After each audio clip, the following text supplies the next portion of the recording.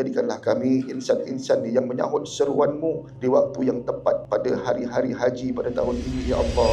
Ya Allah, ya Rahman, ya Rahim. Sesungguhnya dengan kami berada di tempat ini, ya Allah, berdoa untuk mohonkan kesejahteraan untuk kami menunaikan fardu haji pada tahun ini, ya Allah. Pada hari ini Engkau bersaksi, ya Allah, bahawa sesungguhnya kami sayang anak-anak kami sayang isteri kami, suami kami, ya Allah. Kami menyayangi harta-harta kami, ya Allah. Namun kami lebih menyayangi Engkau, ya Allah. Tetapi kami sanggup tinggalkan untuk menuju pada keredaan Engkau, menuju ke Padang Arafah, menuju ke Musdalifah, menuju ke Mina, ya Allah, untuk memuliakan masyair.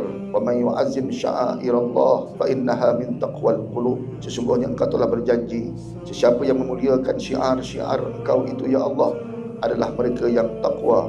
Jadi Engkau berikan kami ketakwaan di dalam hati kami, ya Allah. Pada hari ini takwa, ketika kami melaksanakan haji, takwa di hati kami, dan ketika kami balik pulang ke Malaysia nanti hingga ke akhir hayat dan sampai waktu kami bertemu dengan Engkau, takwa tetap ada di hati kami, ya Allah. Ya Allah, jadikanlah kami insan-insan yang menyahut seruan-Mu di waktu yang tepat pada hari-hari haji pada tahun ini, ya Allah. Labbaik Allahumma labbaik, labbaik la syarika laka labbaik, innal hamda wan ni'mata laka wal mulk la syarika lak.